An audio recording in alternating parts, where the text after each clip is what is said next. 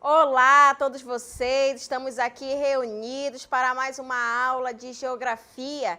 Eu sou a professora Ludmila e estaremos aqui para verificar qual vai ser a nossa aula do Ensino Fundamental 7º ano. Então, gente, na nossa aula 44, nós iremos revisar o que nós estudamos aí durante as aulas da unidade 4. Além da revisão, das duas revisões, também teremos aí a nossa avaliação. Então, vamos agora para o momento da nossa aula.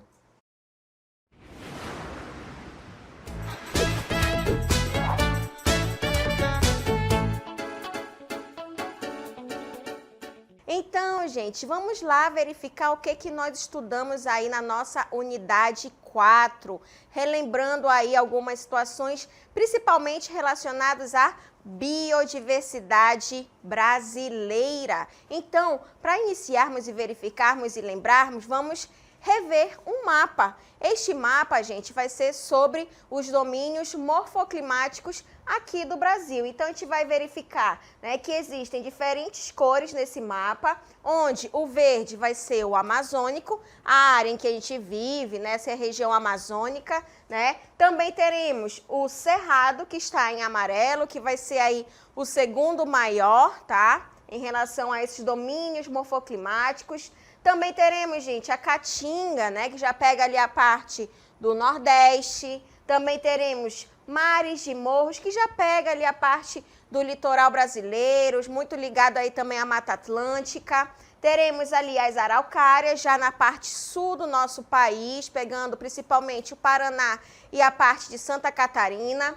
Também teremos as pradarias, né? As pradarias que já fica bem mais ao sul, que também é conhecido como os campos, os pampas gaúchos, tá? Que pega mais ali realmente a parte do Rio Grande do Sul. E também teremos essas faixas aí de transição, né? Essa parte que fica meio acinzentada, então a gente observa que, como o nome já está falando pra gente, é uma faixa que pode estar saindo da Amazônia e pegando a parte ali da Caatinga, tá? Então também teremos aí as faixas de transição, como o Pantanal, como a Mata dos Cocais. Então a gente verifica aí todas essas características também dos domínios morfoclimáticos. E quando a gente fala em domínios morfoclimáticos, gente, esses estudos englobam os aspectos físicos aí da geografia, como o relevo, o solo, a hidrografia, o clima, a vegetação. Então, a gente verifica todas essas características, né, desses diferentes tipos aí de domínios morfoclimáticos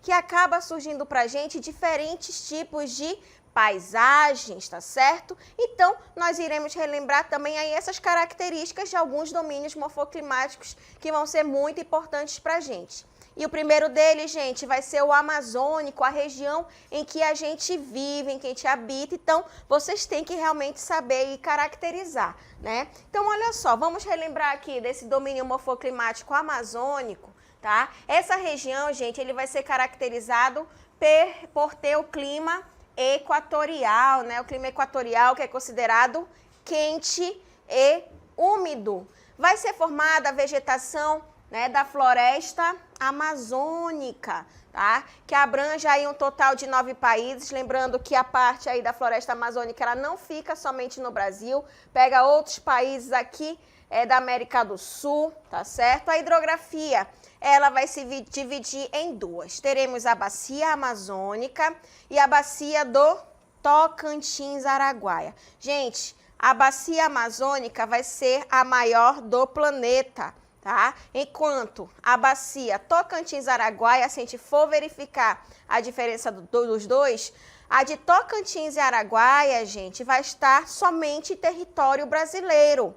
Enquanto a amazônica, ela vai estar em outros países. Então, se a gente pergunta a vocês, professora e alunos, vocês, né? Qual vai ser a maior bacia hidrográfica totalmente brasileira. Vai ser a Tocantins, Araguaia. Porém, se eu pergunto qual a maior bacia hidrográfica do planeta, vai ser a bacia amazônica, tá certo? Então, a gente verificou aí essas características do domínio morfoclimático amazônico. Clima equatorial, vegetação da floresta amazônica, pega ali importantes rios aí desse domínio morfoclimático e pega tanto a bacia do Tocantins-Araguaia, quanto a bacia amazônica. Mas não parou aí, né? Nós estudamos aí outras características desse domínio morfoclimático amazônico, que foi o relevo. Como que vai estar o relevo aí dessa região, gente? O relevo, ele vai apresentar áreas de planície, né? O nome já fala, planície, mais plano. Então, a gente verifica, que teremos grande quantidade as planícies e também vai ser formado muito por terras baixas amazônicas, onde tem aí as depressões, onde tem as planícies, tá bom? O nome já fala, planície, de plano, é uma coisa mais reta, tá? E os solos, eles vão ser pobres em nutrientes, tá? E em grande parte a gente observa muito solo arenoso, apresentando aí grande quantidade de areia, tá bom? Então, a gente verifica aí também essas características, tá? Do solo que ele acaba sendo pobre, tá? Por ter poucos nutrientes e também bastante arenoso, ok, gente? Então, aí a gente verifica essas características do domínio morfoclimático amazônico. Mas nossos estudos não parou aí não, também nós verificamos outras características desses domínios morfoclimáticos. E o outro dele, muito importante para a gente também, vai ser a Caatinga, né? As características desse domínio morfoclimático da Caatinga, a gente vai verificar em relação ao seu clima. O clima predominante nessa região, gente, vai ser o clima semiárido, tá? O clima semiárido, a gente verifica que ocorre a escassez de chuva, é bastante quente, é muito aí caracterizado pelo sertão nordestino, tá bom? Isso da Caatinga. Também, gente, vai ser caracterizado pelo tipo de relevo. O relevo que a gente vai mais encontrar, que acaba aí, né, tendo em grandes áreas, vão ser as depressões. No caso, teremos a sertaneja e a depressão do São Francisco, tá? Vai ser formado aí por plantas que vão estar adaptadas ao quê? Ao calor. Lembra do clima que a gente vai ter aqui nessa região, que é o clima semiárido, onde ocorre pouca chuva, né? Então, aí a gente observa que a precipitação ela vai ser baixa, então o calor ele acaba predominando nessa região. Então, essas plantas elas têm que estar adaptadas ao grande calor e a longos intervalos de áreas que não chovem, não tem chuva. Tá? Então, essas plantas, gente, a gente vai verificar, né, que acabam estando adaptadas a essa região com os cactos, tá? Então, a gente observa também essas características, tá? Tendo esse longo período aí em que não ocorrem as chuvas. Agora, em decorrência, né, de a gente verificar aí desse domínio morfoclimático da Caatinga, a gente vai verificar aqui, né, que essas características aí desse domínio morfoclimático, ele vai ter aí, que acaba ocorrendo aí em um regime de chuva em que tem pouca quantidade de chuva durante o ano todo. E isso acaba provocando o quê? A parte dos rios em que eles são considerados intermitentes. O que são os rios intermitentes? São os rios que somem nesse período em que não chove, tá? Então, em decorrência do seu regime de chuvas, grande parte dos seus rios vão ser o quê? Intermitentes. Um rio que acaba sendo perene vai ser o Rio São Francisco, tá? Então, a gente verifica aqui o Rio São Francisco, aqui na região da Caatinga, acaba sendo perene, diferente aí da maioria dos rios que são considerados intermitentes, só surgem quando tem aí a ocorrência de chuvas, tá certo? Verificando essas características aí da Caatinga. Mas também vamos estudar e relembrar aí um outro domínio morfoclimático, que vai ser o Cerrado, gente.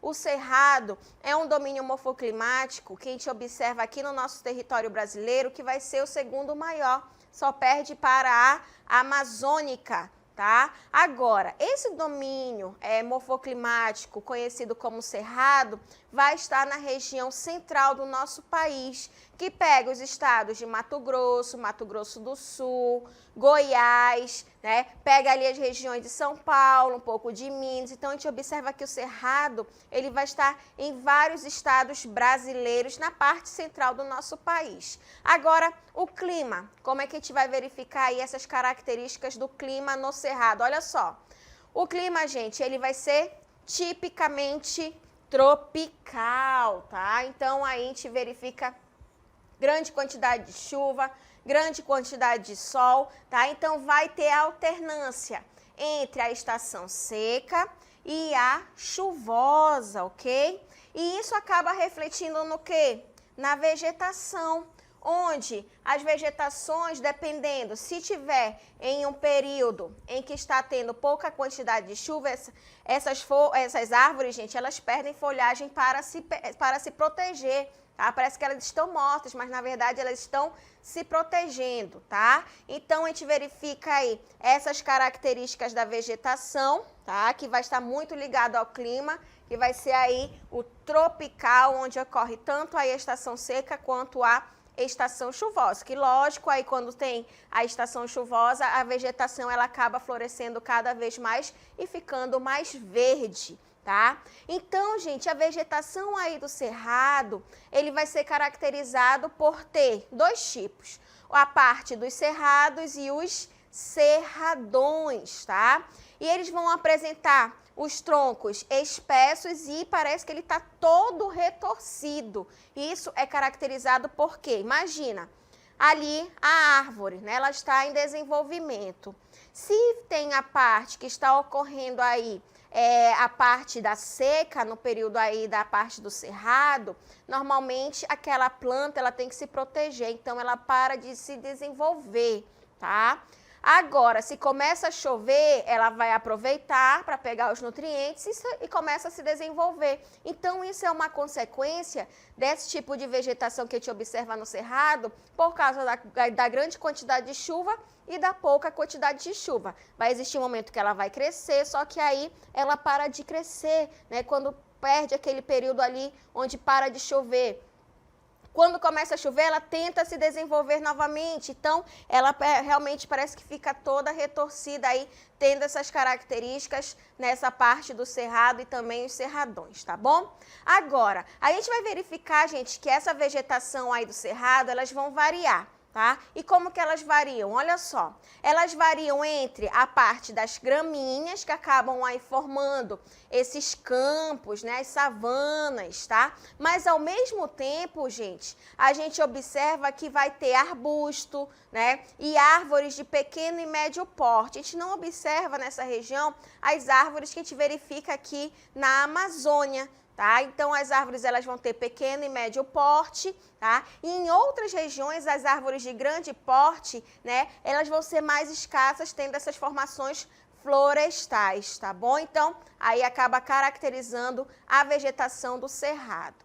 Mas também nós temos que relembrar o relevo e o solo aí do cerrado. Como é que estão essas características aí do relevo e do solo do cerrado? Olha só.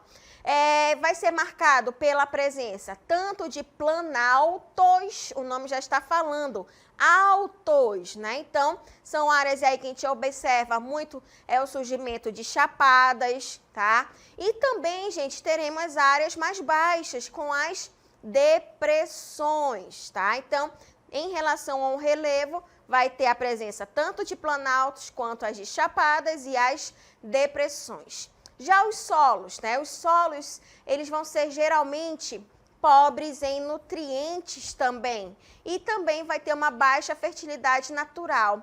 E nessa região do cerrado, gente, vai ter uma característica bem distinta em relação ao pH, né, do solo ali, em que ele acaba se tornando ácido. Então, tem que ter um preparo ali, normalmente com calcário, para fazer o processo aí da agricultura. Então, tudo isso acaba marcando também o cerrado em relação ao relevo e ao solo.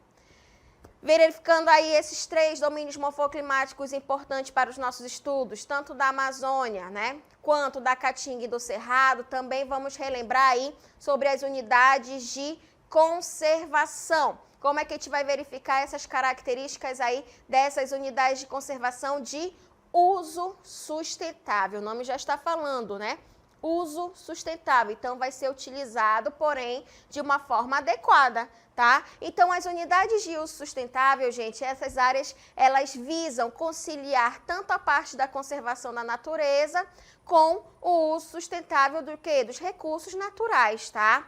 Vão ser permitidos aí coleta, né, e uso desses recursos naturais, desde que esses recursos que vão ser retirados da natureza, esses recursos ambientais, eles sejam renováveis, tá bom?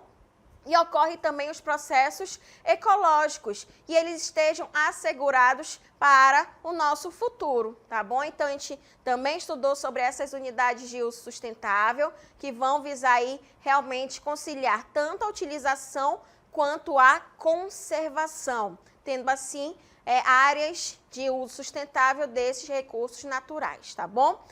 Também estudamos, gente, sobre as fontes de energia renovável, né? Essas fontes são fontes de energias que não se esgotam, que não se acabam. Elas podem ser utilizadas indefinidamente. Os tipos de energia das fontes renováveis, nós teremos aí a eólica, que é o vento, a solar, que vem através do sol, a biomassa, que vem através principalmente de determinadas vegetações, a hidráulica, que vem aí dos rios, né? Pode vir dos rios. A geotérmica, que vem do calor ali do nosso planeta, através do solo, né? Debaixo ali do solo, entre outros.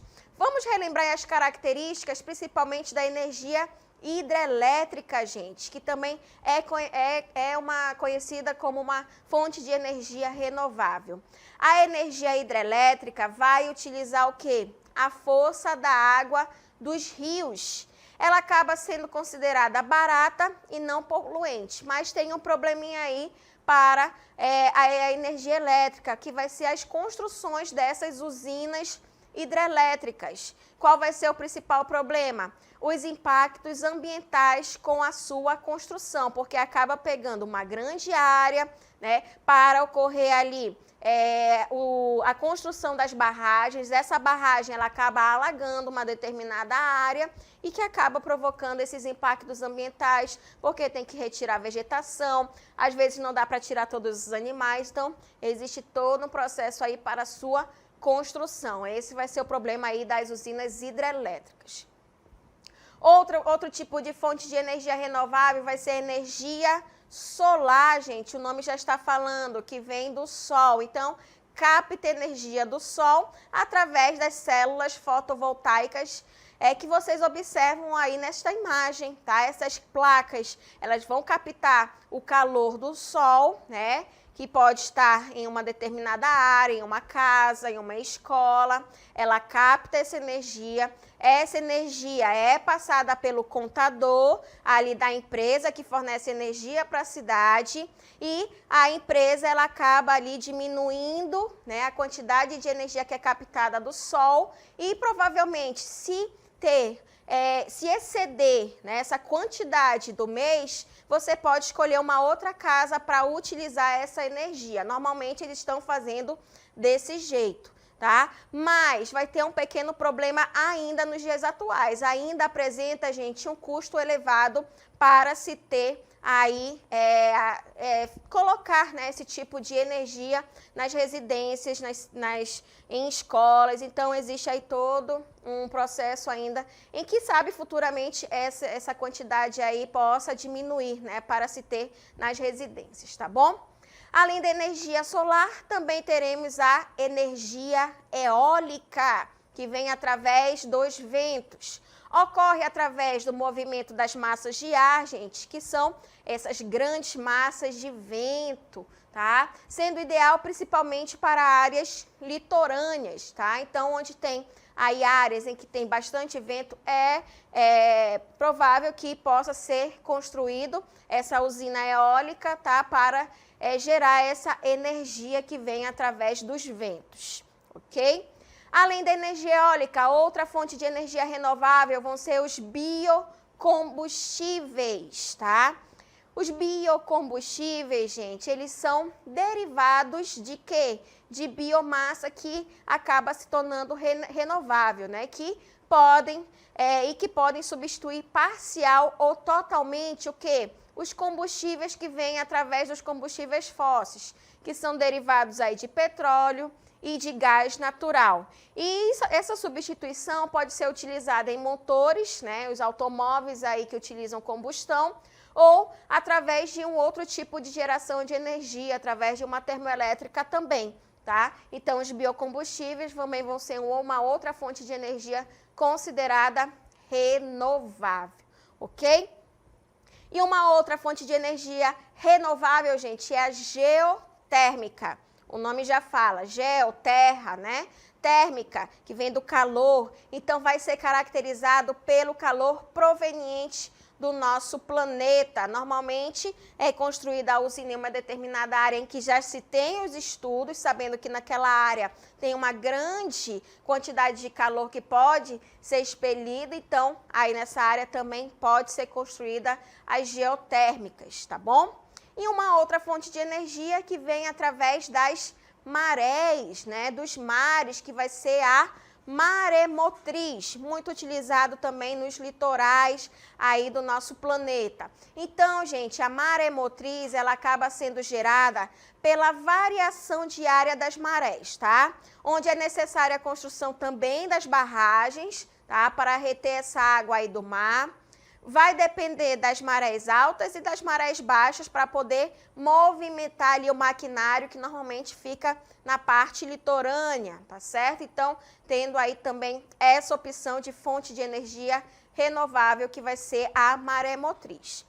Mas além das fontes de energia renováveis, também estudamos sobre as fontes de energia não renováveis, né? Que são fontes de energia que utilizam aí de recursos naturais que são considerados esgotáveis, ou seja, que terão um fim em um determinado período, seja em um futuro próximo ou seja em um futuro de médio ou longo prazo. Agora, quais são os tipos dessas fontes de energia não renováveis? Nós teremos os combustíveis fósseis, como o carvão mineral, como o petróleo, como o gás natural e também a energia nuclear. Vamos verificar agora também, gente, as características dessas fontes de energia.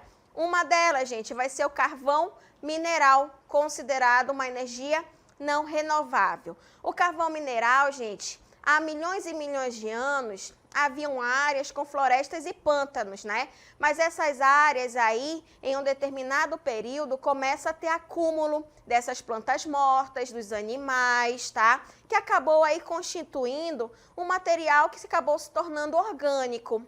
Com o passar dos anos, gente, essa área que tinha esse material orgânico acabou sendo soterrado aí por várias camadas de outras terras que são conhecidas como os sedimentos. Então, com o tempo, com os milhões e milhões de anos, tendo todo esse processo, acabou se formando uma condição natural, tá? Então, a gente vai verificar que essa condição natural, ela vem através do quê? Também da grande pressão que se tem aí sobre esse material que lá ficou acumulado e acabou transformando aí o carvão mineral. É quase a mesma coisa, gente, que o petróleo, tá? Agora, o petróleo, a gente vai verificar aí que tem a sua origem relacionada também à decomposição de restos de animais e vegetais ao longo desses milhões de anos também, ok? Sua composição, gente, é basicamente formada aí por hidrocarbonetos, que vem através do carbono e do hidrogênio. E junto com o petróleo, gente, quando ocorre a extração do petróleo, normalmente também tem-se o quê? A extração do gás natural. Então, geralmente, ele vai ser extraído aí de forma conjunta com o petróleo e desses três combustíveis fósseis vai ser considerado o menos poluente. Isso em relação ao gás natural. Agora, onde que a gente utiliza, né, esse gás natural? Ele pode ser utilizado para a produção do gás de cozinha, que normalmente a gente utiliza em casa, né? Para o abastecimento das indústrias, de usinas termoelétricas. Também vai servir como aí combustível de automóveis. Então, tudo isso pode também ser utilizado aí, que vem através do gás natural. E uma outra fonte de energia considerada não renovável vai ser energia nuclear, que também nós estudamos. Também, gente, ela é conhecida como atômica, energia atômica ou energia nuclear, tá? Ela é obtida a partir aí da fisão, né, aí da mistura do núcleo do átomo de urânio, que acaba sendo enriquecido, ele acaba explodindo, liberando uma grande quantidade de energia nessas usinas que são construídas, e essa energia ela acaba mantendo aí a união dessas partículas do núcleo de um átomo, que acaba provocando essa explosão e gerando essa energia. Mas a energia nuclear, gente, ela é considerada radioativa e perigosa. Então, realmente tem que ter um certo cuidado aí com a sua utilização, tá bom? E assim, nós relembramos aí alguns assuntos da nossa unidade 4.